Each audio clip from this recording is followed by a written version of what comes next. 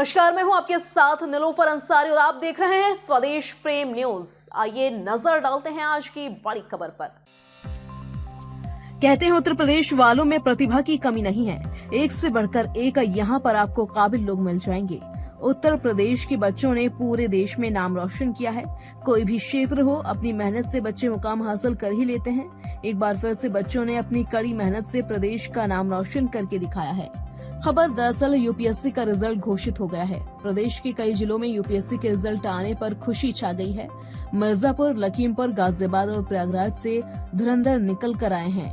UPSC CSE final result 2024 घोषित हुआ है, जिसमें प्रयागराज की शक्ति दुबे ऑल इंडिया टॉपर हैं। बता दें कि यूपीएससी का रिजल्ट घोषित होने पर खुशी छाई है। पुलिस विभाग में तैनात बड़े बाबू की बेटी का चयन हो गया है। उमेश दुबे की बेटी आदिति दुबे का सिलेक्शन हुआ है। यूपीएससी में आदिति दुबे के सिलेक्शन पर खुशी का माहौल है। एसपी कार्यालय में बड़े बाबू हैं आदिति के पिता उमेश दुबे। मिर्जापुर जिले के 2 एसडीएम ने यूपीएससी परीक्षा की पास हुए हैं। हेमंत मिश्रा, सोमिया मिश्रा ने परीक्षा पास की है। 13वीं रैंक पाकर हेमंत मिश्रा बने आईएएस। वहीं एसडीएम मड़िहान सोमिया मिश्रा ने 18वां स्थान हासिल किया है। हेमंत मिश्रा वर्तमान एसडीएम की ट्रेनिंग पर हैं। 18 स्थान प्राप्त कर सोमिया मिश्रा बनी आईएएस।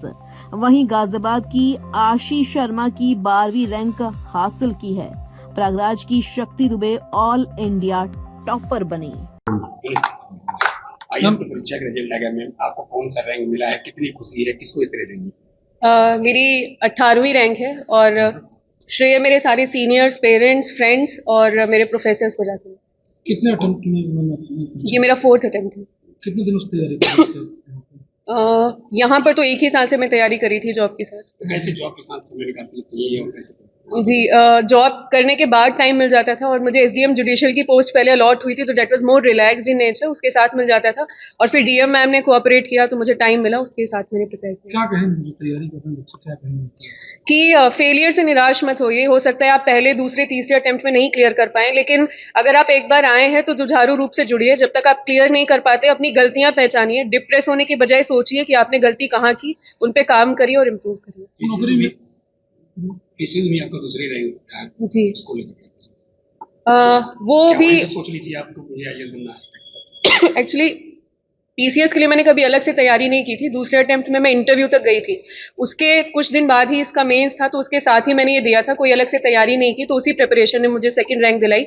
और उसके बावजूद इसीलिए मेरा प्रयास हमेशा यही रहा कि जिस तैयारी के लिए मैंने तैयारी शुरू की थी, जिस नौकरी के लिए, मैं उसी में लगी हूँ। मुझे बहुत अच्छा लग रहा है, इतने टाइम बाद सफलता मिली है और मेरा 3rd इंटरव्यू था। पूरा श्रेय मैं अपने मम्मी पापा और अपने भाई को देना चाहती हूँ। ये आपका फर्स्ट था? 3rd interview. शिक्षा की बात की जाए तो कहाँ से आपने प्राप्त की शिक्षा? मैंने सिविल इंजीनियरिंग पंजाब यूनिवर्सिटी से की है और मेरी सारी स्कूलिंग चंडीगढ़ से ही हुई। क्या सपना था आपका, क्या बनना चाहती थी? मैं हमेशा से मैंने सिविल सर्विसेज की तैयारी की है और मैं आईएएस ही बनना चाहती थी हमेशा शुरू से। और 2020 में मेरा पीसीएस में सिलेक्शन हुआ था। उसके अलावा मैंने हरियाणा सिविल सर्विसेज में भी अटेम्प्ट किया था, वहाँ पर भी मेरा सिलेक्शन हुआ था। बट रैंक इस बार आई है मुझे यूपीएससी में। इस बार सपना आपका साकार हो रहा है, तो किसको आप श्रेय देना चाहती हैं परिवार में? Without any doubt my parents and my brother. मतलब जो लोग और तैयारी कर रहे हैं उनको क्या मैसेज करना है यूपीएससी के लिए, करना चाहती है?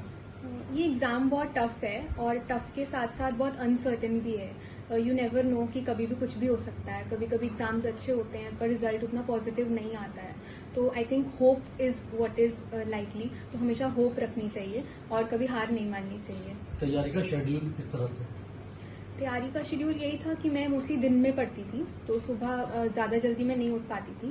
तो जो दिन के आवर्स थे, डेली जो डे के आवर्स होते हैं, उसी को मैं अच्छी तरह यूटिलाइज करके उसी में ही पढ़ती थी। डीपीआरओ के पद पर रहने के बावजूद आपने यूपीएससी क्रैक की है, तो कहीं ना कहीं परेशानी तो आई होगी कुछ ना कुछ। क्या परेशानी सामने देखने को आ रही है? बहुत परेशानी फेस करनी पड़ी है, क्योंकि DPRO एक बहुत ही चैलेंजिंग जॉब है जिसमें आपको दिन रात काम करना पड़ता है और भी बाकी सारी चीज़ें रहती हैं। तो उसके हिसाब से अपने वर्किंग आवर्स मैनेज किए मैंने, अपनी हॉलीडेज़ भी सेव करी और हॉलीडेज़ समय समय पे मेंस के टाइम पे मैं हॉलीडेज़ लिया करती थी। तो डिपार्टमेंट ने मेरा बहुत ज़्यादा सहयोग किया है, स्पेशली ACS सर और हमारे डायरेक्टर सर और डिप्टी डायरेक्टर सर, इन्होंने हमेशा से बहुत सपोर्ट किया है, कभी भी छुट्टी लेनी हो एंड रेसिपी गाइडेंस के तौर पे भी बहुत हेल्प करी है। अब आप IAS के लगभग बनने के कगार पर हैं, तो कौन सी आपको जो बड़े देश में समस्या लगती है जिसका समाधान आप चाहते हैं हो जाए? मेरे हिसाब से वुमेन एम्पावरमेंट है, इकोनॉमिक एम्पावरमेंट ऑफ वुमेन बहुत ज़रूरी है। कोई भी वुमेन जब तक उनको इकोनॉमिक पावर नहीं मिलती है तो वो एम्पावर असली में नहीं होती है। जब तक उनके पास जॉब्स और पैसा नहीं होता है, तो आई थिंक वो एक रियल एम्पावरमेंट है वुमेन की, जब तक उनको जॉब्स मिलनी चाहिए। फिलहाल के लिए इस खबर में इतना ही। देश और दुनिया से जुड़ी हर खबर देखने के लिए हमारे चैनल स्वदेश प्रेम न्यूज को लाइक करें, सब्सक्राइब करें और हाँ, वीडियोस को शेयर करना ना भूलें।